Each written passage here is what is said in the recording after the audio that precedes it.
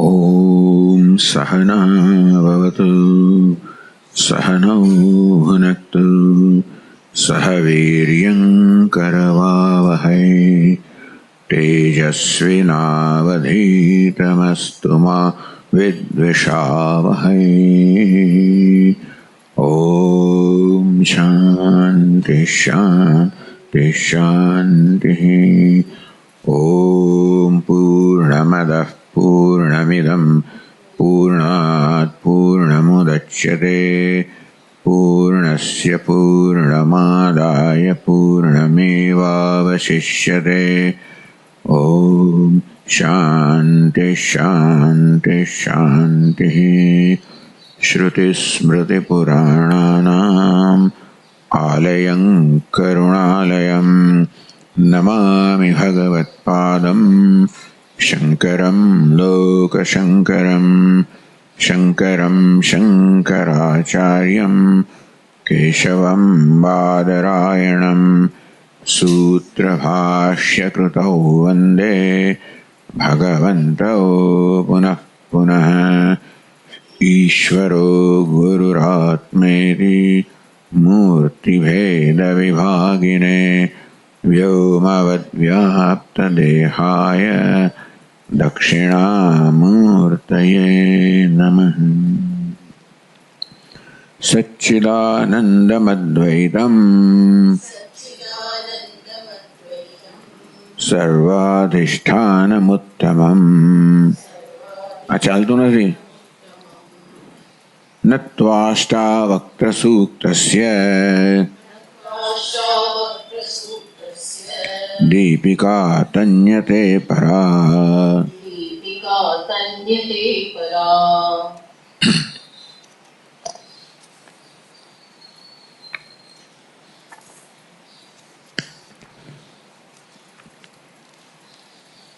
ચાલો 9મા પ્રકરણના પેલા 4 શ્લોકોનો પાઠ કરીએ આપણે. कृताकृते च द्वन्द्वानि कदा शान्तानि कस्य वा एवं ज्ञात्वेह निर्वेदात् भवत्यागपरो व्रती कस्यापि तात धन्यस्य लोकचेष्टावलोकनात् जीवितेच्छा बुभुक्षा च बुभुत्सोपशमं गताः अनित्यं सर्वमेवेदं तापत्रितयदूषितम् असारं निन्दितं हेयम् इति निश्चित्य शाम्यति। कोऽसौ कालो वयः किं वा यत्र द्वन्द्वानि नो नृणाम् तान्यपेक्ष्य यथा प्राप्त वर्ति सिद्धिमवाप्नुयात्।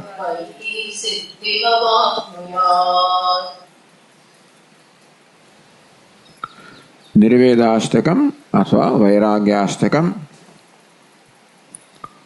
તો એક રીતે ગુરુજી શિષ્યનો જે નિર્વેદ છે, વૈરાગ્ય છે, એની નોંધ લઈને એની પ્રશંસા કરે, શિષ્યની પ્રશંસા કરે છે કે આ પ્રકારનો નિર્વેદ અર્થાત વૈરાગ્ય તો ધરાવે છે.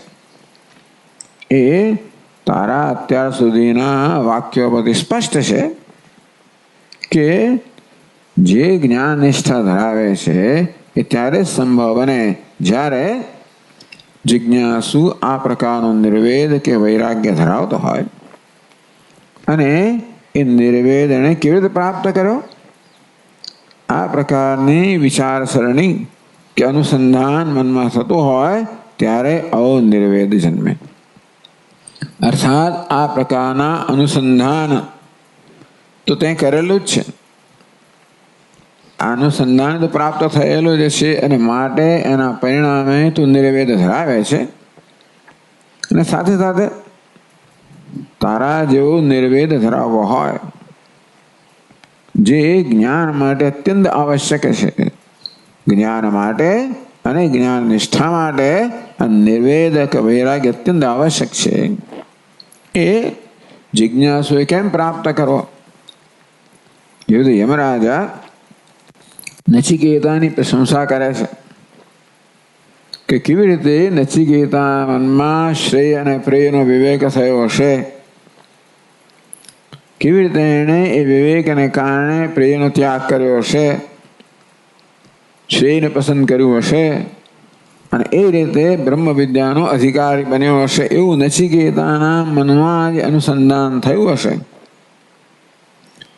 એ નચિકેતાની પ્રશંસા દ્વારા કે અનુસંધાન દ્વારા નચિકેતાની પ્રશંસા પણ થાય છે અને એ દ્વારા જિજ્ઞાસુઓને માર્ગદર્શન મળે છે, બોધ મળે છે. તે રીતે અહીં પણ એક રીતે શિષ્યની અનુમોદન કરે છે. ગુરુજી પોતાની શિષ્ય પ્રત્યેની પ્રસન્નતા વ્યક્ત કરે છે. એ દ્વારા એમ કહેવાય કે શિષ્યની વખાણ પણ કરે છે. સાથે સાથે શિષ્યના મનમાં કયા પ્રકારનું અનુસંધાન થયું હશે જેના પરિણામે એણે આ સ્થિતિ પ્રાપ્ત કરી છે એ પણ એક પછી એક પ્રકરણમાં ધીમે ધીમે વ્યક્ત કરતા જાય છે. તેથી સાધકોને આ પ્રકારે માર્ગદર્શન પ્રાપ્ત થાય. તો જોયું આપણે કૃતાકૃત છે દ્વંદ્વાની ટૂંકમાં દ્વંદ્વ ક્યારે શાંત થાય? કોઈના શાંત થતા નથી. માટે ત્યાગ પરો અવ્રતી ભવ. તું ત્યાગ કર, કોઈ પ્રકારના વ્રતથી મુક્ત થા, આગ્રહથી મુક્ત થા.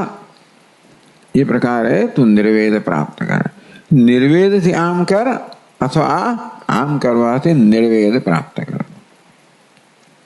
હિતાર્થ એવું કોણ છે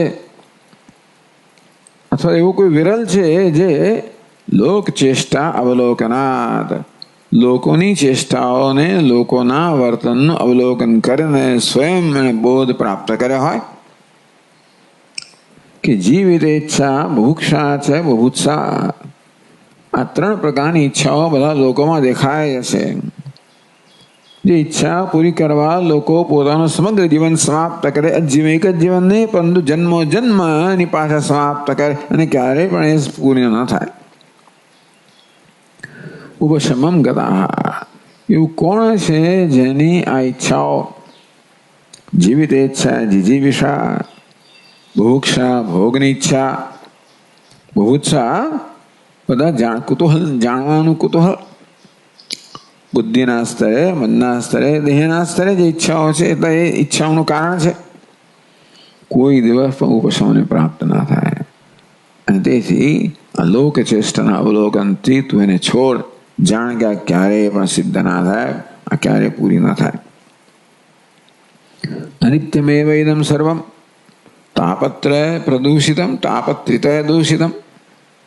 આ સર્વ અનિત્ય છે અને પ્રત્યેક વસ્તુ પોતાની સાથે આ ત્રણ પ્રકારનો સંતાપ લઈને આવે છે. દરેક વસ્તુમાં આધ્યાત્મિક, આદિભૌતિક અને આદિદૈવિક આ પ્રત્યેક સંતાપ જન્માવાની સંભાવના છે. વળી સ્વયં કહ્યું છે ચાલો એ પ્રકારનો સંતાપ સહન કરી લઈએ. એ સહન કરતા પણ જો કશુંક મળતું હોય વસ્તુ એના ભોગવવાથી તો બરાબર, પણ સાર કોઈ પ્રકારનો સાર નથી. બહારથી ગમે તેવું આકર્ષણ દેખાતું હોય, ભલે તમને ચાંદી દેખાતી હોય પણ એ તો છિપોલી છે, મૂલ્યહીન છે. અને વળી એટલું જ નહીં, નિંદિતમ, ચાલો સાર પણ નથી, કઈ વાંધો નહીં, પણ નિંદિતમ અર્થાત નિંદા યોગ્ય છે. તેથી હેયમ એ રીતે હે અર્થાત ત્યાગ કરવા યોગ્ય છે. તો દરેક વસ્તુ, જગતનો દરેક પદાર્થ કેમ ત્યાગ કરવા યોગ્ય છે? ત્યાગ અર્થાત એના પ્રત્યેની આસક્તિનો ત્યાગ, એના પ્રત્યે રાગ દ્વેષનો ત્યાગ, બીજો કશો ત્યાગ કરવાનો નથી. વસ્તુનો ત્યાગ એટલે વસ્તુ સાથે આપણે અમે જોડાયેલા નથી. આપણા રાગદ્વેષને કારણે જાણે કે જોડાણ થાય છે, તેને કારણે વસ્તુ આપણા મનને વ્યસ્ત રાખે છે. એ રીતે આપણને આત્મચિંતનમાંથી વંચિત રાખે છે, મનને બહિર્મુખ રાખે છે. દરેક વસ્તુ વિશે આ પ્રકારે ચિંતન કરવાને કારણે કે આ તો અસારમ છે, નિંદિતમ છે, હેયમ છે, તાપત્રિત દૂષિત છે, અનિત્ય છે, એથી નિશ્ચિત સામ્યથી આ નિશ્ચય જન્મવો જોઈએ. ટૂંકમાં વસ્તુના સ્વરૂપ પર જેટલું આવશ્યક હોય એટલા દીર્ઘકાળ સુધી ચિંતન થવું જોઈએ. તો જે કે વસ્તુ મારા મનમાં ચિંતા જન્માવી રહી હોય, આકર્ષણ જન્માવી રહ્યું હોય, દુઃખ જન્માવી રહ્યું હોય, એ પ્રત્યેક વસ્તુ વિશે દીર્ઘકાળ સુધીનું આ ચિંતન કરવાથી છેવટે સામ્યથી મનને શાંતિ પ્રાપ્ત થાય. મનની અશાંતિ વસ્તુને કારણે નથી, વસ્તુના સ્વરૂપને ન સમજવાને કારણે છે. એના પ્રત્યે ખોટા ખ્યાલ ધરાવવાને કારણે, એના પ્રત્યેના શોભનાધ્યાસને કારણે. નિશ્ચિત દરેક વસ્તુ માટે આ પ્રકારનો નિશ્ચય જન્મવો જોઈએ. અનિત્ય છે, તાપત્રિત દૂષિત છે, અસાર છે, નિંદિત છે, હેય છે. આ બધું ક્યારે કરીશું? કોષ કાળો વયા કિંવા એવું નથી કે ભાઈ અમુક સમય આવશે એટલે વસ્તુ છૂટી જશે. એવો સમય એવું નથી કે ભાઈ કંઈક વયને પ્રાપ્ત થઈશું, મોટા થઈ જો છૂટી જશે. યત્ર દ્વંદ્વાણી નો નૃણામ, એવું કોઈ સમય નથી, એવું કોઈ સ્થળ નથી સ્વર્ગથી સુધીનું કે જ્યાં લોકો દ્વંદ્વથી પીડિત ન હોય. કોઈ સમય નથી. તમને એમ કે બ્રાહ્મણ બધો સમયમાં દ્વંદ્વથી પીડિત હોય જ. એવી કે ઉંમર નથી, બાળક હોય, યુવાન હોય, વૃદ્ધો ગમે તે હોય. કે યત્ર દ્વંદ્વાની નો નૃણામ, જ્યાં મનુષ્યને દ્વંદ્વની પીડા નથી હોતી, એવો કોઈ સમય નથી, કોઈ સ્થળ નથી, કોઈ વય નથી. અર્થાત આ બધી વસ્તુ એમની જાતે જતી નથી. ટૂંકમાં ચલો અમુક સમય આવશે, જતું રહેશે, અમુક સ્થળે જઈશું, જતું રહેશે, અમુક ઉંમર આવશે, જતું રહેશે. નહીં ભાઈ, આની વસ્તુ એવી નથી. કાલોને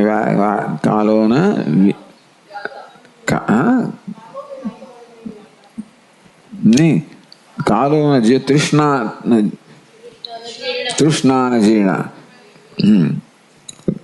તો શું છે ભાઈ? ભોગાન ભુક્તા વયમે ભુક્તા, કાલો ન યાતો વયમય વ્યતા, તૃષ્ણા જીર્ણા વયમેવ જીર્ણા. એટલે આપણે જીર્ણ થઈ જઈશું. એ તો જીર્ણ થવાની, એ તો યુવાન થવાની છે. તાની ઉપેક્ષા, ઉદાસીનતા કેવી થાય? યથા પ્રાપ્ત વર્તી. જે પ્રાપ્ત થાય એ બરોબર જ છે. Everything is in order. જે છે, જ્યાં છે, જેવું છે, યોગ્ય છે. એ પ્રકારે સિદ્ધિ અવાપ્નયાત, વૈરાગ્ય સિદ્ધિ પ્રાપ્ત કરવી જોઈએ. આપણે આગળ વધીએ હવે 5મા શ્લોકથી.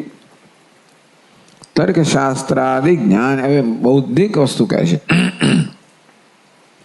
આ બધા લાગણીના સ્તરની, મનના સ્તરની વાતો હતી. રાગદ્વેષ, આસક્તિ, તૃષ્ણા. હવે બુદ્ધિના સ્તરની વાત છે, જે આપણા મનને વિક્ષિપ્ત કરનારી વસ્તુઓ છે.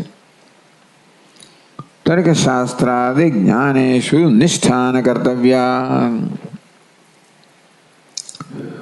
જો અદ્વૈત શાસ્ત્ર સિવાય બીજા કશામાં નિષ્ઠા ન કરવી જોઈએ.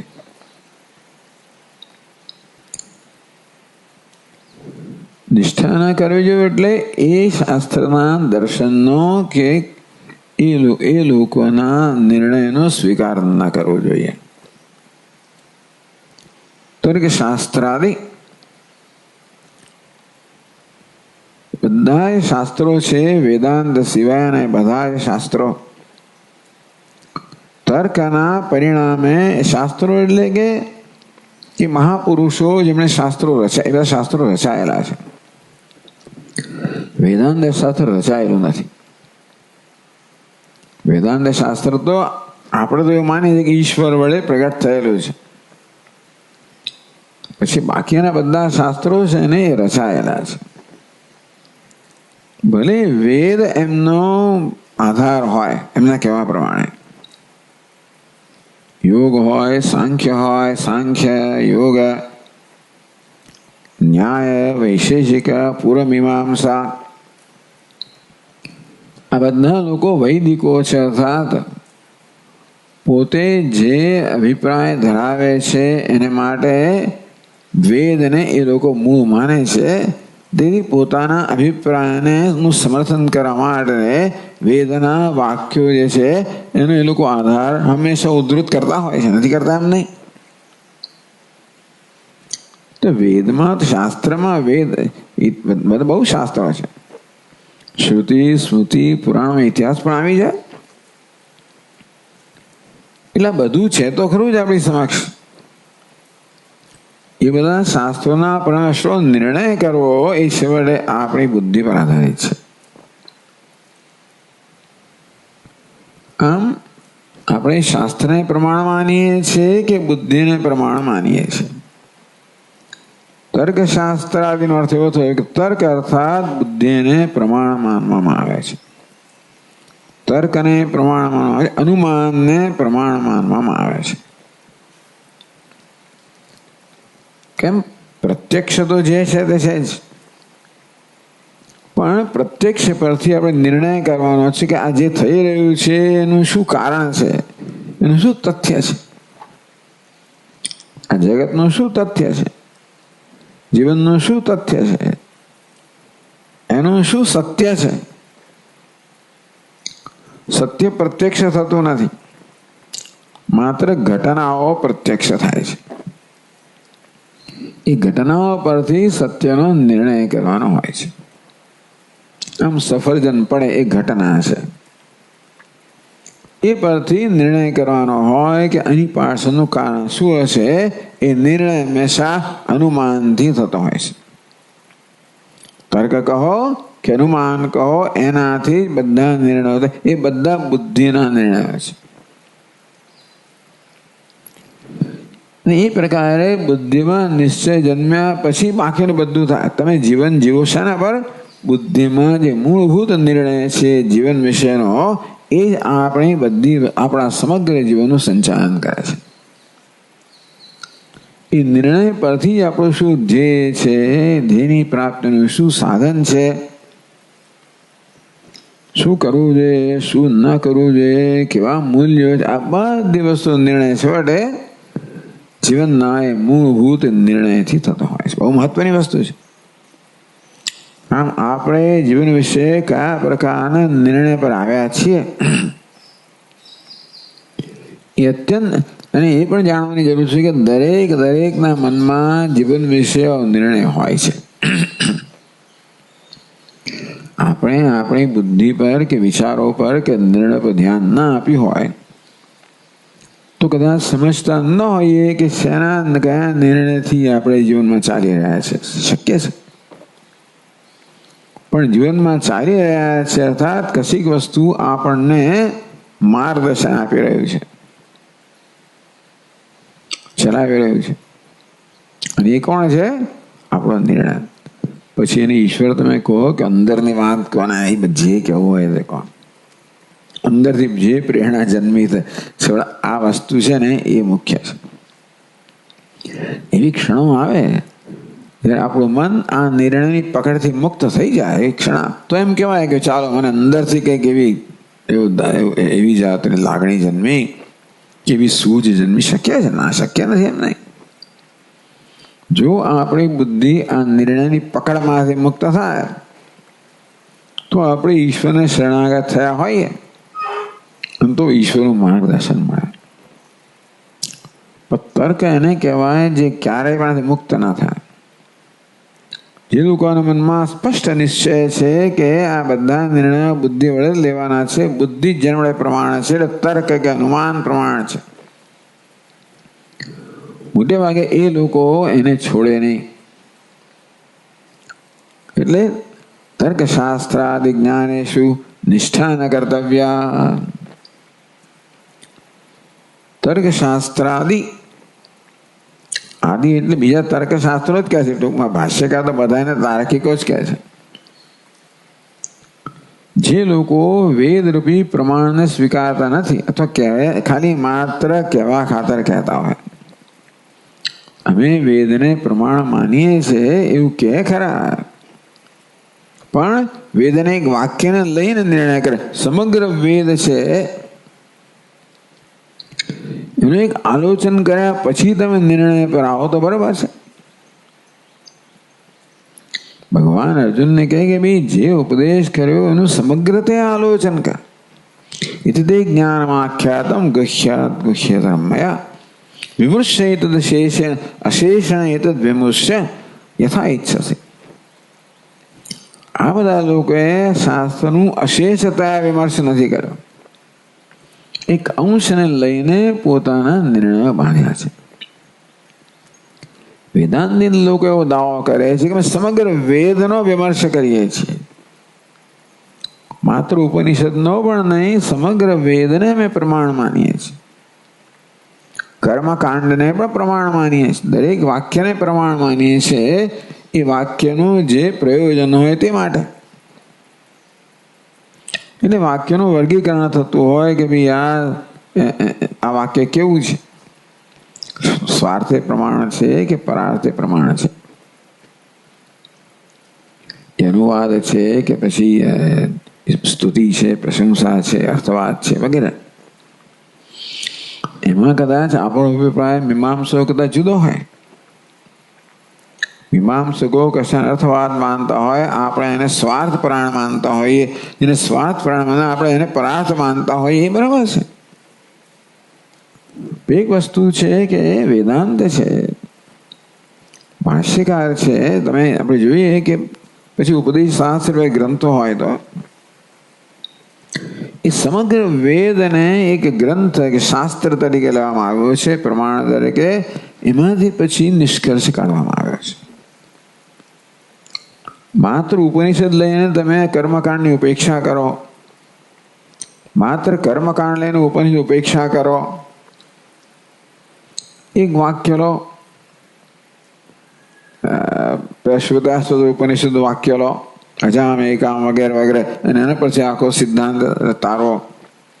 એ બીજું કશું લો, યોગશાસ્ત્રના વાક્યો પણ છે બધા કઠોપનિષદ વગેરેમાં, એમાંથી તમે લો. આમ દરેક જે દર્શન છે એ પોતાનું મૂળ તો વેદમાં શોધે છે, નહીં તો એમને કોઈ સ્વીકારે નહીં. પરંતુ એ સિવાયની એ ટૂંકમાં તમે એનાથી જે નિર્ણય કર્યો એનાથી સમન્વય થાય છે સમગ્ર શાસ્ત્રનો. તત્વ સમન્વયાર્થ, એટલા માટે સમન્વય અધ્યાય આખો આવ્યો કે ભાઈ બધા જ વાક્યોનો સમન્વય થવો જોઈએ. બધા એક વાક્યતા હોવું જોઈએ. બધા જ વાક્યો વાસ્તવમાં એક જ તત્વનો ઉપદેશ કરે છે, સીધી કાળકતી રીતે, એવો નિર્ણય થવો જોઈએ. એ તો મનમાં ખટકો રહી જાય કે પેલું તો બરાબર નથી લાગતું, પેલું તો આપણે પેલું બરાબર નથી, નહીં પેલું, બધા વસ્તુનો સમાવેશ થવો જોઈએ, સમન્વય. ચાલો, એટલે આવું વેદાંતી લોકો આવો દાવો કરે. બાકી એક શાસ્ત્ર એવું નથી, દર્શન, જે સમગ્ર વેદને આવી રીતે ધ્યાનમાં લઈને નિર્ણય પર આવતું હોય. તર્કશાસ્ત્ર આદિ જ્ઞાન નિષ્ઠા ન કર્તવ્ય, અર્થાત એમના અભિપ્રાયમાં નિષ્ઠા ન કરવી, એમની કે શાસ્ત્ર અભ્યાસ ન કરવો, ન સમજવા એવું નથી. એમનામાં જ ઉપયોગી અંશ છે એને જરૂર ગ્રહણ કરવા. અન્ય શાસ્ત્રોમાંથી કે અન્ય સંપ્રદાયમાંથી પણ જે શીખવા યોગ્ય હોય એ શીખવાનો કંઈ જ વાંધો નથી. પછી ભલે ને એક ક્રિશ્ચિયાનિટી હોય, બુદ્ધિઝમ હોય, જે કંઈ હોય તે, પરંતુ એમાં નિષ્ઠા ના કરવી જોઈએ. એ અભિપ્રાયને સ્વીકારી લેવો ના જોઈએ. એમાંથી જે શીખવા યોગ્ય હોય શીખો, જો શીખવું હોય તો. ઘણા ગાંધીજીએ તો આ બધા પ્રચારકોને કહ્યું, ક્રિશ્ચન મિશનરીઓને, કે ભાઈ હિન્દુ ધર્મ છે ને પર્યાપ્ત છે, અમારે બીજા કશાની જરૂર નથી. એટલે એવું નથી, એટલે એ પોતે તો બધું જ એ બધા વસ્તુઓને સમજવાનો પ્રયત્ન કરતા હતા કે ભાઈ ઇસ્લામ શું કહે છે, ક્રિશ્ચિયાનિટી શું કહે છે, બુદ્ધિઝમ શું કહે છે, જૈનિઝમ, બધા શાસ્ત્રોનો અભ્યાસ કરેલો એમણે. પણ એમણે ક્રિશ્ચન મિશનરી કહ્યું અમારો આ હિન્દુ ધર્મ પર્યાપ્ત છે. જીવનનું ધ્યેય પ્રાપ્ત કરવા માટે જે આવશ્યક છે બધી સામગ્રી પ્રદાન કરનાર, પણ અમને ક્રિશ્ચન કોઈ જરૂર નથી ભાઈ, તમે એનો પ્રચાર ના કરો, જરૂર નથી. હિન્દુસ્તાનમાં ક્રિશ્ચિયાનિટીની કોઈ જરૂર નથી. બીજા દેશોમાં હોય તો જુદી વાત છે, અમને કોઈ જરૂર નથી. અને છતાં પણ ઘણા એવા હોય છે કે નહીં પેલો શું કહે, પેલો શું કહે, બરાબર છે એમ કરીને ખોટી જિંદગી કાઢી નાખતા હોય છે પાછા. પણ છતાંય તમારામાં એ પ્રકારની સૂક્ષ્મતા હોય તો તમે જરૂર અન્યમાંથી ગ્રહણ કરી શકો છો. એવા ગ્રાહ્ય અંશ હોય છે. પણ શું ગ્રાહ્ય છે, શું ત્યાજ્ય છે, એ પ્રકારનો વિવેક જન્મ્યા પછી તમે એ બધા શાસ્ત્રો અધ્યયન કરો તો બરોબર છે, નહીં તમે ગૂંચવાઈ જાઓ, એમાં ખૂંપી જાઓ. લોકો ન્યાય તર્ક શાસ્ત્રમાં ખૂંપી જાય, પછી વ્યાકરણમાં ખૂંપી જ જાય, એમાં ખૂંપી જાય. કઈ બધા શાસ્ત્રોનું આકર્ષણ છે, એ બુદ્ધિના આકર્ષણ. આપણે એવું ટૂંકમાં એટલે નિષ્ઠાના કર્તવ્ય. આ બધા શાસ્ત્રોનું યથા યોગ્ય અધ્યયન જોઈએ કે વેદાંતના અધ્યયન માટે પણ કેટલીક અંશ બધું જોઈએ, ના જોઈએ એમ નહીં. પણ અમે દર્શનનો સ્વીકાર ના કરો. નાના વિપ્રતિગ્રસ્તત્વાદ. કેમ તમે એવું કહો છો? નાના વિપ્રતિગ્રસ્તત્વાદ. નિષ્ઠા ન કર્તવ્ય, એમનો નિષ્ઠા ન કરવી. કેમ? અનેક પ્રકારની વિપ્રતિપત્તિ વિરુદ્ધ અભિપ્રાયો ધરાવનારા છે. એક જણ બીજાનું ખંડન કરનારો છે. તૈરયમના વિરુદ્ધ વેદાંત શાસ્ત્ર છે એ કશાનો વિરોધ નથી કરતો, બધાનો સમન્વય કરે, બધાનું સ્થાન બતાવે છે. મીમાંસાનું આ સ્થાન છે, યોગનું આ સ્થાન છે, સાંખ્યનું આ સ્થાન છે, મીમાંસા બધાનું, ન્યાયનું બધાનું સ્થાન છે. એટલે વેદાંત શાસ્ત્ર બધામાંથી કંઈક ગ્રહણ કરે છે. પણ એમનો જે પરસ્પર વિરુદ્ધ અભિપ્રાય છે એમાં પડતું નથી. સ્વસિદ્ધાંત વ્યવસ્થાસુ દ્વૈતનો નિશ્ચિતા વયમ સ્વયં. દ્વૈતીન છે ને બધા પોતાની સિદ્ધાંતની વ્યવસ્થાને સ્થાપિત કરવામાં જ રહેલા છે. પરસ્પરમ વિરુદ્ધંતે, અંતે અન્ય વિરોધ કરે. કારણ કે દ્વૈત વસ્તુ એવી છે ને અર્થઘટન અનેક થઈ શકે. તૈરયમને વિરુદ્ધ થઈ. એટલે પેલા આંધળા લોકો હાથી કેવો છે એનો નિર્ણય કરવા માટે જાય અને ભિન્ન ભિન્ન અભિપ્રાય પર આવે તો જે દેખતો છે વિરોધ નથી કરતો, જાણે છે કે અભિપ્રાયનું શું કારણ છે. નાના વિપ્રતિગ્રસ્તત્વાદ. આ બધા અભિપ્રાયો છે ને એ પરસ્પર વિપ્રતિપત્તિ, વિરુદ્ધ પ્રતિપત્તિ, વિરુદ્ધ અભિપ્રાય ધરાવનારા છે.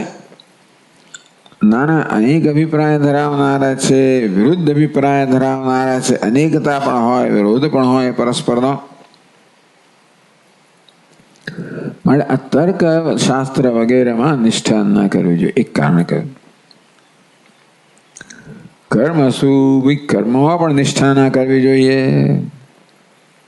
એ તર્કશાસ્ત્રથી મને જુદું કહ્યું. ના કે અષ્ટાંગ યોગ પણ તર્કશાસ્ત્ર નથી. ના કે અષ્ટાંગ યોગાદિશુ, અષ્ટાંગ યોગ વગેરે પણ નિષ્ઠા ના કરવી જોઈએ. અથવા ત્યાં અટકી ના જવું જોઈએ. આ કશાનું ખંડન નથી, કશાનો તિરસ્કાર નથી, પરંતુ એ બધાને વિચાર કર્યા વગર જ માત્ર સ્વીકારી એવું ના કરશો. એટલે વૈરાગ્ય માટે આપણે એક મહત્વની વસ્તુ છે કે બુદ્ધિમાં આ બધા જે શાસ્ત્રો છે એ વિશે સમાધાન ન થયું તો બુદ્ધિમાં કશા ને કશા પ્રકારના પ્રશ્નો વગેરે રહ્યા જ કરે. સાંખ્ય તો આમ કહે છે, મીમાંસક તો પેલું કહે છે, બૌદ્ધ તો પેલું કહે છે, યોગશાસ્ત્ર તો આમ કહે છે, કર્મકાંડ તો આમ કહે છે. એ બધા વિશે મનમાં બરોબર જો સમજપૂર્વકનો નિશ્ચય ન જન્મ્યો હોય તો આ વસ્તુ આપણી બુદ્ધિમાં કોઈને ખટક્યા કરવાની. વૈરાગ્યનું પ્રયોજન છે કે ભાઈ સામ્યથી મન છે શમને પ્રાપ્ત કરે, શાંતિ પ્રાપ્ત કરે, અંતર્મુખતા પ્રાપ્ત કરે, જે આવશ્યક છે જ્ઞાન માટે, શ્રવણ માટે, વિચાર માટે, જ્ઞાન માટે, જ્ઞાન નિષ્ઠા માટે, બધા માટે. એટલે આગળ બધા કયા કારણો જે આપણા મનને વિક્ષિપ્ત કરનારા હોય છે, આ વસ્તુ પણ આપણી બુદ્ધિને કંઈ ને કંઈક વિક્ષિપ્ત કરનારી હોય છે. અને તેથી આ બધાની અંદર પણ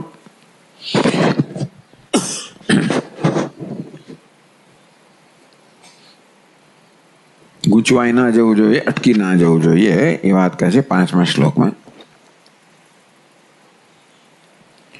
નાનામતમ મહર્ષિણામ સાધુનામ યોગિનામ તથા દૃષ્ટ્વા નિર્વેદમાપન્નઃ કો ન શામ્યતિ માનવઃ.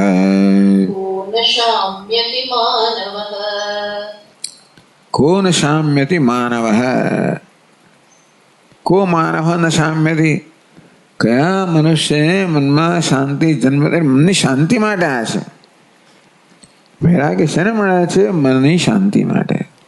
અથવા મનમાં શાંતિ ક્યારે હોય? જ્યારે વૈરાગ્ય હોય ત્યારે. અને મનની શાંતિ આવશ્યકતા છે આત્મચિંતન માટે, વિચાર માટે. મનની શાંતિ અત્યંત આવશ્યક છે. એને સમાધાન ને ચાલો સમાધિ ષટક સંપત્તિ કહી, સમાધાન ને ચિત્ત એકાગ્રતા પણ કહી. ચિત્તની શાંતિ, ચિત્તની અંતર્મુખતા, ચિત્તની એકાગ્રતા, આ બધી વસ્તુ કહેવામાં આવી.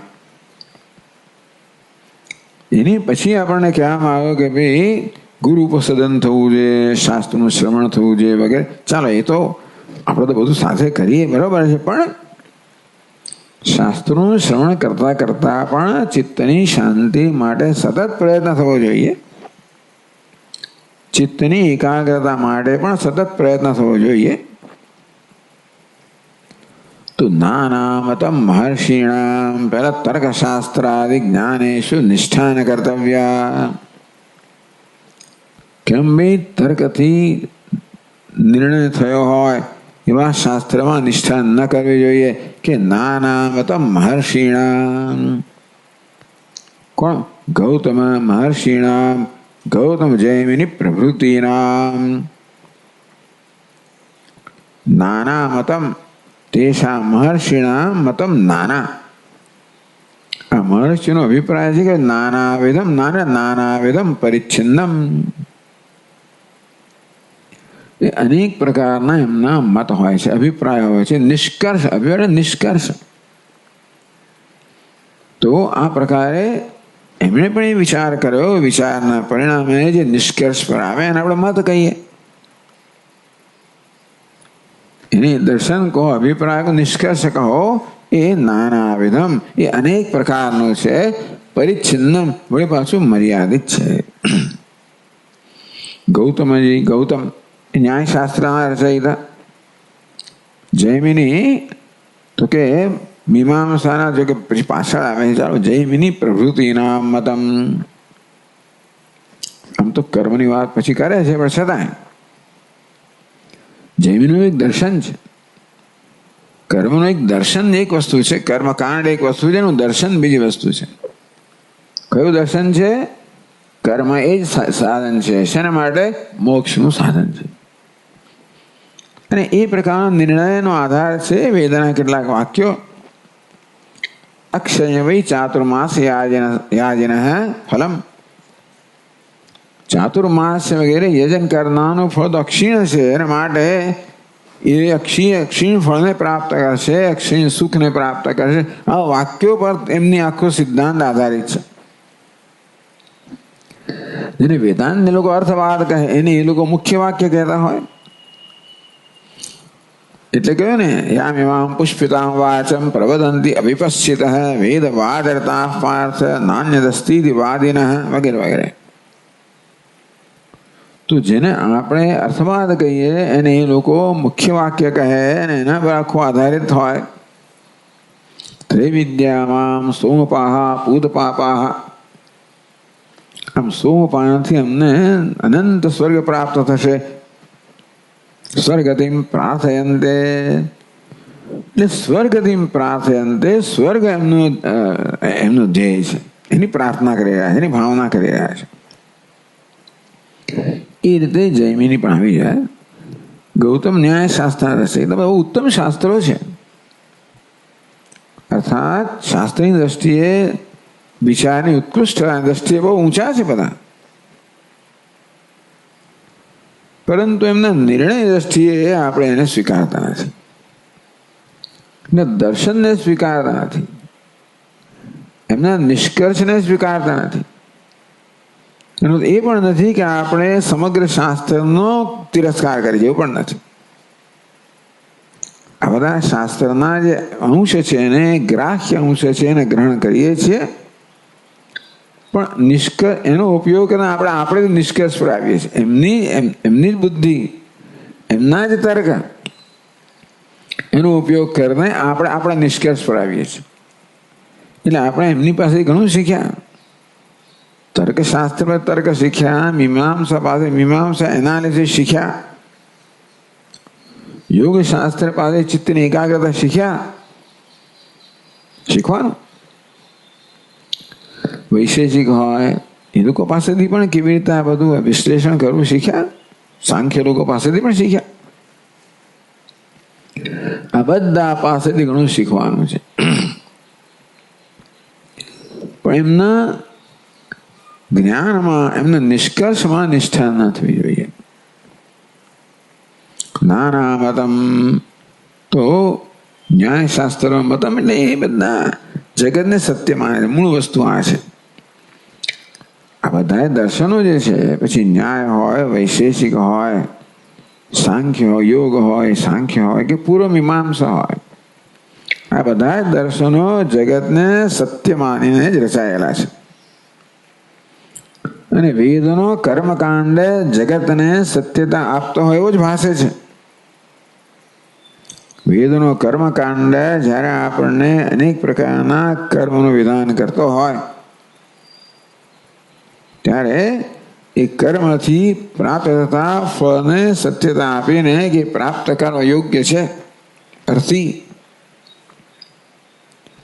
આમ કર્મ ફળ પ્રાપ્ત કરવું યોગ્ય છે, અને કર્મફળને પ્રાપ્ત કરવા માટે કર્મ કરવું જોઈએ. એ વસ્તુ પર રચાયેલું છે આખું આ શાસ્ત્ર. તો આપણે ત્યાં સંમત થતા નથી. એટલે આ ન્યાયશાસ્ત્ર કહો, વૈશેષિક કહો, સાંખ્ય, યોગ, પૂર્વ મીમાંસા બધા જગતને સત્યતા આપે છે. તો સ્વર્ગને સત્યતા આપે, કર્મને સત્યતા આપે, કર્મના ફળને સત્યતા આપે, સુખ દુઃખને સત્યતા આપે, દુઃખને સત્યતા આપે અને પછી મુક્ત થવાનો માર્ગ બતાવે. દ્વૈતને સત્યતા આપે, પછી મુક્ત થવાનો માર્ગ બતાવે. યોગ શાસ્ત્ર કે કેમ દ્વૈતમાંથી મુક્ત થો. આ પ્રકારે એમની જે મૂળભૂત સમજ છે જીવન વિશે ત્યાં તકલીફ છે. એને કારણે જે નિષ્કર્ષ પર આવ્યા છે અને ત્યાં તકલીફ છે. ત્યાં બધી અનેક પ્રકારની વિવિધતા છે, વિરોધ છે. વેદાંતિના સમજે બધું કે શેને કારણે આ બધા મહાપુરુષો આ પ્રકારના નિર્ણય પર આવ્યા છે, શેને કારણે આ પ્રકારના શાસ્ત્રો રચાયા છે. એ ઉદાર મતવાદી એમ કે ભાઈ એમનો અભિપ્રાય નથી, એ તો લોકોને માટે એમણે રચ્યું છે, ચાલો એનો આપણે કંઈ વાંધો જ નથી.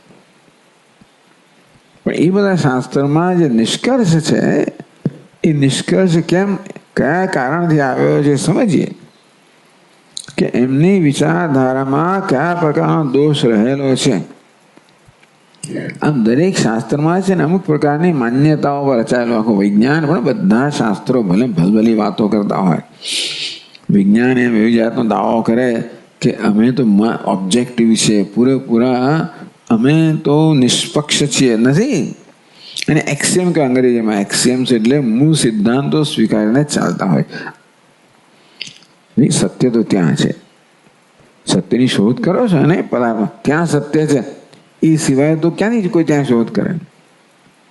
સત્ય છે અને ત્યાં છે, અને બુદ્ધિથી શોધી શકાય. આ બધા એક્સિયમ તો ખરા ને. આ પ્રકારની મૂળભૂત તમે માન્યતા ધરાવો તો જ તમે જે કરો કરી શકો ને.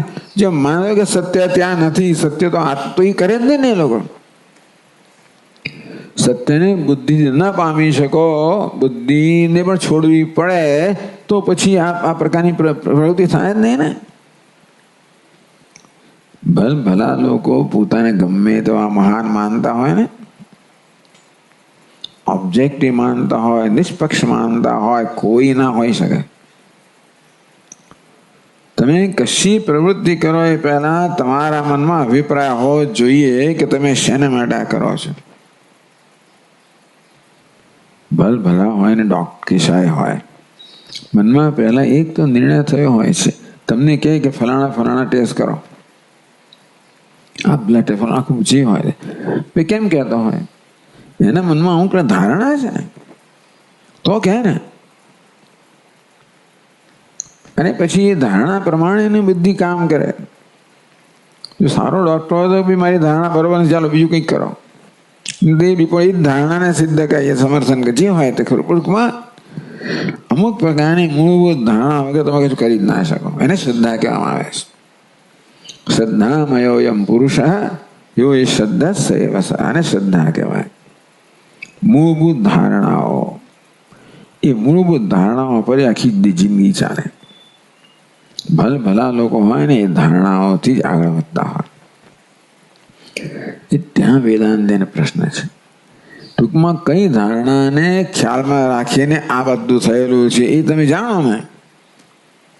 કે સાંખ્ય કઈ ધારણા ધરાવે છે, યોગ કઈ ધારણા ધરાવે છે, મીમાંસા કઈ ધારણા રાખે છે, એને એક્સિયમ કહો. જે સ્વીકાર્યા પછી આ બધું થયેલું છે. અને મૂળભૂત ધારણા કે જગત સત્ય છે. વૈજ્ઞાનિકો માટે પણ દ્વૈતીન જ છે બધા લોકો, જગત સત્ય છે. ચાલો આ જે દેખાય જેવું સત્ય નથી, તમે આ 3 ડિમેન્શન જગત સત્ય નથી, તો 4th ડિમેન્શન સત્ય તો ખરું જ. પણ સમજો, આને એ લોકો સાપેક્ષવાદ કે બહુ ઉત્તમ વસ્તુ છે, એ તો બહુ મહાન વસ્તુ છે. પણ એ જેનું જે વસ્તુનો અધ્યારોપ છે એ તો સત્ય જ છે, એ ઓબ્જેક્ટિવ જ છે. એ આત્મા સત્ય છે, એનો અધ્યારોપ છે એવું કહેતું જુદી વાત છે, એવું ના કહે. એટલે જેને આપણે સાપેક્ષવાદી કહીએ એ લોકો પણ જગતને કોઈ રીતે સત્યતા આપનારા છે જ. નિષ્ઠા કર્તવ્ય, અને માટે એમનામાં નિષ્ઠા કરશો તો એમની ધારણાઓમાં નિષ્ઠા કર્યા વગર એમના અભિપ્રાયમાં નિષ્ઠા ના થઈ શકે. એટલે ગૌતમ જૈમિની પ્રભૃતિના મતમ, આ બધા મહર્ષિઓ છે, બધા મહર્ષિના બહુ ઉત્તમ કક્ષાના છતાં નાના વિધમ પરિચ્છિન્ન એટલા જ માટે કે જ્યાં સુધી સત્યને પોતાના કરતા ભિન્ન માનવામાં આવે ત્યાંથી સત્ય પરિચ્છિન્ન જ હોય. ખરું કે નહીં? સત્ય ત્યાં છે અર્થાત મારાથી ભિન્ન છે, એનો અર્થ છે કે મારો સમાવેશ નથી કરતો, થયું તો ખરું જ ને. હું સત્યનો શોધક છું, સત્યને મારે શોધવાનું છે. સત્ય મારાથી ભિન્ન છે, હું ભિન્ન જ, અર્થાત સત્યમાં હું નો સમાવેશ પરિચ્છિન્ન થઈ જ ગયો ને. નાનાવેદમ પરિચ્છિન્નમ દૃષ્ટવા, આ તમે જુઓ ભાઈ, મેં કહ્યું એ પ્રમાણે એમની કઈ ધારણાઓ છે એ તમે પહેલા જુઓ. કઈ ધારણાઓ પર, કયા એક્સિયમ્સ પર આ બધા શાસ્ત્રો રચાયેલા છે એ તમે જુઓ. દરેકને કંઈક પ્રોબ્લેમ હોય, એમાંથી જ થયું હોય બધું. ગૌતમ બુદ્ધને જે પ્રોબ્લેમ હોય તે ખરા, બધાના શૂન્ય છે ને ફલાણું કહેવાની કંઈક જરૂર પડી ખરી? જે હોય તે દુનિયાની સ્થિતિ જોઈએ છે એમણે, ચાર દુઃખ દુઃખે ચારે બાજુ જોઈએ એમણે, બહુ દુઃખી, સરમ દુઃખમ દુઃખમ ક્ષણિકમ ફલા, એને છોડવું કેમ? દુઃખને છોડતો. જો કે આ લોકો બધા આસક્ત છે અને તેથી દુઃખી થાય છે, આસક્ત કેમ મુક્ત કરવા એવી પ્રક્રિયા બતાવે. ક્ષણિકમ દુઃખમ દુઃખમ ક્ષણિકમ શૂન્યમ વગેરે વગેરે. ચાલો હું એમ કહું છું, એ લોકો એવું નહીં માને, પણ ટૂંકમાં પોતાનો જે નિષ્કર્ષ હોય એ પ્રકારની વસ્તુઓ પર લોકો આવે અને પછી ખૂબ બધું રચાય. ચાલો, પણ ટૂંકમાં દૃષ્ટવા આ તમે જુઓ, તર્કશાસ્ત્રાદિભ્યઃ નિર્વેદમાપન્નઃ દૃષ્ટ્વા નિર્વેદમાપન્નઃ મહર્ષિણામ નાનામતમ દૃષ્ટ્વા નિર્વેદમાપન્નઃ. આ મહર્ષિઓના જે દર્શનો છે જેમાં વૈવિધ્ય છે, જેને કારણે સત્ય પરિચ્છિન્ન છે, એમની દ્રષ્ટિએ દૃષ્ટવા કે જુઓ ભાઈ, એ જે નિષ્કર્ષ પર આવ્યા છે, જેને સત્ય કહે છે, સત્ય પરિચ્છિન્ન છે, પણ જુઓ તમે, જે કશાને પણ સત્ય કહેતા હોય, સત્ય બધાનો સમાવેશ નથી કરતો. કશીક વસ્તુ બધાનો સમાવેશ ના કરે એનો થયો કેવું છે? પરિચ્છિન્ન છે. માટે દૃષ્ટવા તર્કશાસ્ત્રાદિભ્ય નિર્વેદમાપન્ન, મારા બધા શાસ્ત્ર પ્રત્યે નિર્વેદ છે, વૈરાગ્ય છે, એટલે કે એનામાં હવે કોઈ પ્રકારની આસક્તિ નથી. એના માટે એવું નથી કે આપણે સન્માન નથી કરતા, તિરસ્કાર કરી જેવું નથી, નિર્વેદ તિરસ્કાર નથી, દ્વેષ નથી, પણ એની ઉપયોગીતા હવે નથી. જે વસ્તુ ઉપયોગી જાય ને એમાં હંમેશા આપણને કોઈ લગાવ હોવાનો જ છે. આ બધાની મર્યાદાઓ જોઈ લીધી, એના માટે એમના સ્થાને બરોબર છે. अरे माँ आनंदमयी पण के सब अपने अपने स्थान में ठीक है. બહુ મોટી વાત છે. દરેક જણ પોતાની દ્રષ્ટિથી વસ્તુ જુએ છે અને એ પ્રકાર નિર્ણય પર આવે, સબ ઠીક है, अपने अपने स्थान से ठीक है. બધા પોતાના સ્થાનથી ઠીક છે. એ સ્થાન જોયું, સમજ્યા, અને પછી આપણે એ વસ્તુ એના સ્થાને બરોબર છે સ્પર્શાન કૃત્વા બહિર્બા, એને અંદર લાવવાની જરૂર નથી, એને ત્યાં ત્યાં રાખવાની જરૂર છે. એ તર્કશાસ્ત્રાદિભ્ય નિર્વેદમાપન્ન. નિર્વેદ એટલે આ પ્રકારે ઉદાસીનતા એક જન્મી છે આપણે, એમના પ્રત્યે પૂરતો આદર છે, એમના પ્રત્યે કોઈ પ્રકારનો પ્રત્યાઘાત નથી, અને છતાં પણ એમના સ્થાને છે. એટલે આપણું મન એ પ્રકારના ચિંતનથી મુક્ત. આપણો અગત્યની વસ્તુ શું છે કે ભાઈ આપણું મન આ બધા પ્રકારના ચિંતનથી, એના પ્રત્યે રાગથી કે દ્વેષથી, બંનેથી મુક્ત થઈ જાય. દ્વેષ પણ ના થવો જોઈએ. આવા કહેવાય, આવું કેમ કહ્યું? ખંડન છોડ ભાઈ તો એને. ઘણા લોકોને કર્યા છો, હવે છોડું નહીં, અને ખોટો ઠરાલ તું જવા દે ને બાપા. એટલે એને સાચો માનીને પકડશો નહીં, ખોટો ઠરાવવાની પછી ચિંતા ના કરશો, નહીં તમને નિર્વેદ નહીં જન્મે પાછું. કારણ કે તમારું ધ્યેય શું છે? તમારું ધ્યેય તમારી રીતે સાચા ઠેરવવાનું ધ્યેય છે કે તમારો ધ્યેય સત્ય છે? બધાનો ઉપયોગ કરીને આગળ વધો. જે આપણે ત્યાં બધા અટકી પડીએ, ટૂંકમાં એનો સ્વીકારીએ તો અટકી પડીએ, એનું ખંડન કરવામાં અટકી પડીએ. નિર્વેદનો અર્થ ખંડનમાં પણ કોઈ રસ નથી આપણને.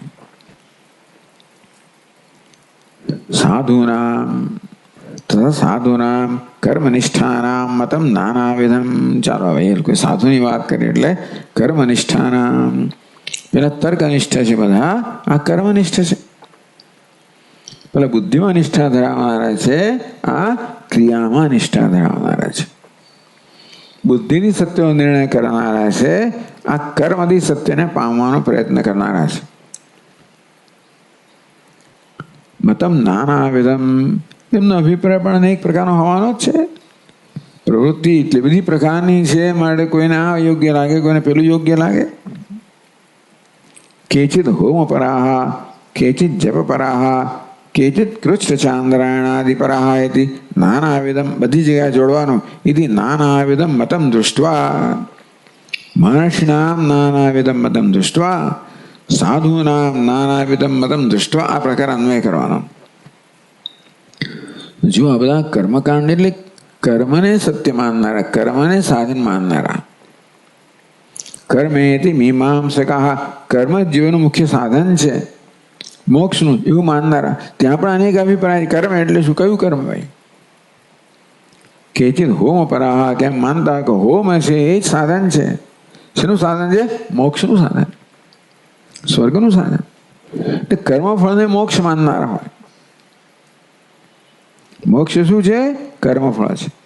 સ્વર્ગ શું છે? કર્મફળ છે. એટલે કયું કર્મફળ મોક્ષ છે જેના પર અભિપ્રાય જુદો જુદો હોય, અથવા એ કર્મફળને પ્રાપ્ત કરવા કયું ઉત્કૃષ્ટ સાધન, એમાં અભિપ્રાય જુદો જુદો હોય. તો કોઈ હોમને સાધન માને, હોમથી પ્રાપ્ત થાય એ મોક્ષ કહેવાય, એ સુખ મોક્ષ છે. કીધી જપ પરાહ, કેટલાક જપને શ્રેષ્ઠ માનતા હોય. ટૂંકમાં તમે કોઈ દેવતાના અનુગ્રહથી પ્રાપ્ત થાઓ કે જપથી, એ પણ ઈશ્વર અનુગ્રહ પ્રાપ્ત છે. કર્મ દ્વારા કર્મફળ ક્યારે મળે? કર્મ દ્વારા હંમેશા કોઈ દેવતાની આરાધના કરવામાં આવતી હોય, એનો અનુગ્રહની પ્રાર્થના હોય, અનુગ્રહ દ્વારા આપણને કર્મફળ પ્રાપ્ત થાય. તો કોઈ કે હોમ છે એ દેવતાને પ્રસન્ન કરવાનું શ્રેષ્ઠ સાધન છે. જપ છે એ દેવતાને પ્રસન્ન કરવાનું શ્રેષ્ઠ સાધન છે. માનો જપ પરાહ. કેજિત કૃચ્છ ચાંદ્રાયણાદિ પરાહ, આ બધા તપશ્ચર્યા છે. કૃચ્છ ચાંદ્રાયણ બધા ઘણા વ્રતો છે જે શરીરને ખૂબ પીડા આપનારા છે. ટૂંકમાં આપણે ઈરાદાપૂર્વક આ દેહની ઇન્દ્રિયોની પીડાનો સ્વીકાર કરીએ, ઈરાદાપૂર્વક દેહની ઇન્દ્રિયોને એમની ઈચ્છાઓથી ભોગથી મુક્ત રાખીએ, મુક્ત રાખીને ભોગથી આપણે વંચિત રાખીએ. એ પ્રકારે ભોગમાંથી પોતાની જાતને સંકેલી લેવી, વ્રત. તો એ પ્રકારે વ્રત પરાહ, ભિન્ન ભિન્ન પ્રકારના કર્મમાં આ ભિન્ન ભિન્ન પ્રકારના લોકો ભિન્ન ભિન્ન પ્રકારના કર્મને શ્રેષ્ઠ માને છે. એથી નાનાવિધ મત. તમે શું કરશો? હવે તમે વ્રત કરશો, હોમ કરશો, જપ કરશો, શું કરશો? એટલે એ સાધનોમાં પણ એક મત નથી. અને માટે એ સમજો, એનો અર્થ નહીં કે જપ નહીં કરવાનો, હોમ નહીં કરવાનો એવું નહીં, તર્કનો ઉપયોગ નહીં કરવાનો એવું નથી. એ દરેક વસ્તુની ઉપયોગિતા તમને જેટલી લાગે, પણ એ મોક્ષનું સાધન નથી. આ બધાની જીવનમાં કોઈક ઉપયોગિતા હોય, દરેકનું કોઈનું કોઈ સ્થાન હોય, એની ઉપયોગિતા હોય. બધાની ઉપયોગિતા, એટલે બધાએ બધું કરવું એવું નથી. પેલો હોમ કરે મારે એવું નથી. આપણે માટે શું યોગ્ય છે? બધા પૂર્વના સંસ્કાર લઈને આવેલા હોય છે, પોતાનું વ્યક્તિત્વ લઈને આવેલા હોય છે, અને માટે દરેકને માટે કશુંક ને કશું શ્રેષ્ઠ સાધન હોય. બધા માટે બધું નથી હોતું. ભલે તમે પ્રયોગ કરો જુદી વાત છે, છતાં છેવટે તો કોઈકની નિષ્ઠા જપમાં હોય, કોઈકને હોમમાં હોય, કોઈકની તપમાં હોય. છે પેલું યજ્ઞ દાન તપા કર્મ, કોઈને તપમાં હોય, યજ્ઞમાં હોય, દાનમાં હોય. તો ભલે એ સાધન ઉત્તમ છે, પરંતુ કયું સાધન શ્રેષ્ઠ છે એવું કશું, એ બધા અભિપ્રાય અનેક છે. પણ તમને સાધનની જરૂરિયાત લાગે તો જરૂર એનો અપનાવો, તમે એનો ઉપયોગ કરો. પણ એ કોઈ મોક્ષના કોઈ સાધનો નથી. એ અંતઃકરણ શુદ્ધિના સાધન છે, ઈશ્વરના અનુગ્રહના સાધન છે. એ રીતે બરોબર છે, બધાનું સ્થાન છે. પણ એ પણ મનની અંદર કોઈ પ્રકારનો પછી સંઘર્ષ ના જન્માવો જોઈએ, ક્યારે પેલું કર્યું પેલા વગર રહી ગયો. એટલે આ કર્મ માટે પણ બરોબર સમજ પ્રાપ્ત કરો, અને કર્મનો શું ઉપયોગ છે એ મારી સમજ પ્રાપ્ત કરો. બરાબર, સમાધાન દરેક વસ્તુ માટે સમાધાન તો, કે આ બધી વસ્તુઓ જીવનમાં છે, અને બધાને આપણે કોઈને કોઈ સમયે આપણે એમના પરિચયમાં આવવાના છીએ. એ આપણા પર પ્રભાવ પાડવાના જ છે. એ પ્રભાવને કારણે મનમાં કોઈને કોઈ પ્રકારનો પાછું ખટકો રહી જાય, સંઘર્ષ થાય, થાય, કંઈક થતું હોય. એટલે બધી વસ્તુ વિશે સમાધાન થવું જોઈએ કે એનું કયું સ્થાન છે, શું છે એ થવું જોઈએ, જેથી મનમાં એ બધી વસ્તુઓ કોઈ રીતે સંઘર્ષ ના જન્માવે, મનને અશાંત ના બનાવે. મતમ દૃષ્ટવા નિર્વેદમાપન્ન, એમના નિર્વેદ એટલે એમના પ્રત્યે પણ એક સ્વસ્થ અભિપ્રાય, ઉદાસીનતા કહો, રાગદ્વેષથી મુક્તિ કહો, એમનું સ્થાન બરોબર જાણ્યું હોય અને આપણા જીવનમાં જો જે સ્થાન એ પણ સ્થાન આપવામાં આવ્યું હોય, જરૂર હોય તો યોગ્યના એટલે કર્મભ્યોપી નિર્વેદમાપન્ન, તેવી રીતે યોગિનામ તથા. તો અમે યોગી પણ આવી ગયા. ચાલો, ક્યાં તો યોગ એટલે એને અષ્ટાંગ યોગ કહો, એટલે કે નાપી અષ્ટાંગ યોગાદિશુ, અષ્ટાંગ યોગમાં પણ અભિનિવેશ ના હોવો જોઈએ. અભિનિવેશ એટલે એમાં આસક્તિ થઈ જવી એવું ના હોવું જોઈએ. વૈરાગ્ય એટલે આસક્તિ મુક્તિ, અભિનિવેશમાંથી મુક્તિ. એટલે યોગ શાસ્ત્રનો પણ ઉપયોગ છે જ, એમાં એટલા બધા આપણે આસક્ત થઈ જઈએ કે પછી આત્મચિંતન રહી જાય. એ કેવલ આત્મ અનુસંધાન નિષ્ઠ. ટૂંકમાં વેદાંત શાસ્ત્રના કહેવા પ્રમાણે જ્ઞાનનું સાધન શું છે? વિચાર છે ને. વેદાંતાર્થ વિચારેણ જાય તે જ્ઞાનવત્વમ. વેદાંત શાસ્ત્રના એટલે કે એના મંત્રોના અર્થના વિચારથી જ્ઞાન જન્મે. કેવલ આત્મ અનુસંધાન નિષ્ઠ, માત્ર આત્મા અનુસંધાન નિષ્ઠ ક્યારે બને? આ બધી વસ્તુઓ મનમાં કોઈ પ્રકારની અશાંતિ, સંઘર્ષ, ખટકો કશું ના જન્માવતો હોય ત્યારે. બધા સાથે હિસાબ બરોબર આપણે પતાવવો જોઈએ ટૂંકમાં. એટલે નિર્વેદન ટૂંકમાં દરેકનું સ્થાન છે. આપણને લાગે કે આપણા જીવનમાં એમને સ્થાન આપવું છે તો આપો, ના હોય તો ના આપો. કયા પ્રકારના સંસ્કાર આપણામાં છે, કયા પ્રકારની પરિપક્વતા આપણામાં છે, કેવી અંતઃકરણ શુદ્ધિ છે, કેવું અંતઃકરણ નૈશલ્ય છે, શું પ્રાપ્ત કરવાનું છે, એમને શું જરૂર છે સમજો. પોતાને શું જરૂર છે, એમાં આ બધાની શું ઉપયોગિતા છે પણ સમજો. ઉપયોગિતા જણાય તો એ અંશમાં જરૂર એને ગ્રહણ કરો, અન્ય અંશમાં એને છોડો. ઉપયોગી ના હોય તો એને સંપૂર્ણ છોડો. પણ આ બધાની ઉપયોગિતા છે માટે જ એને અહીંયા આગળ નિર્દેશ કરવામાં આવ્યો. સાધન અવસ્થામાં પણ કેવલ આત્મ અનુસંધાન નિષ્ઠ. છેવડા બધાથી આપણે ઉપર ઉઠવાનું છે, જેથી આપણે આત્માના અનુસંધાનમાં નિષ્ઠા પ્રાપ્ત કરી. કારણ કે આત્મ અનુસંધાન શ્રવણ એટલે જ આત્મવિચાર કહો, આત્મ અનુસંધાન કહો, તો એમાં નિષ્ઠા, એ જ વસ્તુ આત્મજ્ઞાનનું સાધન છે. કોન શામ્યતિ માનવ નિર્વેદમાપન્ન. આ પ્રકારે આ બધી વસ્તુ મળે. નિર્વેદ, વૈરાગ્ય, એમના વિશેનો સ્વસ્થ સમજ, એને કારણે બધા પ્રત્યે સમાધાન, એને કારણે કોઈ પ્રકારના સંઘર્ષનો અભાવ. એમના વિશે સંઘર્ષ નહીં, પોતાના વિશે સંઘર્ષ નહીં, બધા મનમાં સંઘર્ષનો અભાવ.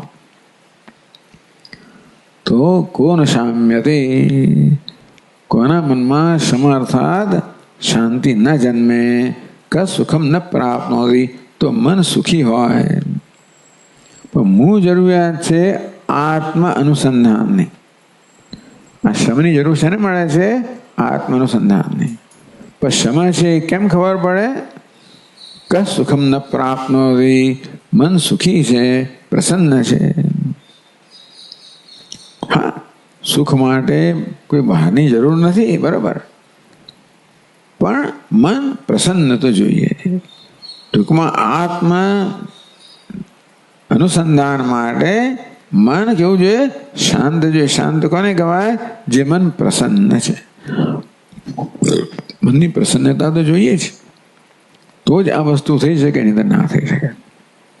એટલે આ રીતે નિર્વેદ કહો, વૈરાગ્ય કહો, એનું ચિહ્ન કયું છે? આંતરિક પ્રસન્નતા કહો. એ કેમ પ્રાપ્ત કરવી? એ જનકે તો પ્રાપ્ત કરેલી જ છે, અને એને કેમ પ્રાપ્ત કરી? એ કદાચ જનક રાજા આ બધામાંથી પસાર થયા છે, માની દઈએ આપણે, અથવા તો અને એ રીતે એમણે પ્રાપ્ત કરી છે, અને સાધકે પણ આ પ્રકારે પ્રાપ્ત કરવી જોઈએ, એવું અહીંયા આગળ ઉપદેશ થઈ રહ્યો છે. ઓમ પૂર્ણમદ પૂર્ણમિદમ પૂર્ણાત પૂર્ણમુદચ્યતે પૂર્ણસ્ય પૂર્ણમાદાય પૂર્ણમેવાવશિષ્યતે. ઓમ શાંતિ શાંતિ શાંતિ. શંકરં શંકરાચાર્યં કેશવં બાદરાયણં સૂત્રભાષ્યકૃતૌ વંદે ભગવन्तौ પુનઃ પુનઃ. ઈશ્વરો ગુરુરાત્મેતિ મૂર્તિભેદવિભાગિને વ્યોમવદ્વ્યાપ્તદેહાય દક્ષિણામૂર્તયે નમઃ. ઓમ શાંતિ શાંતિ શાંતિ. હરિ ઓમ. શ્રી ગુરુભ્યો નમઃ. હરિ ઓમ.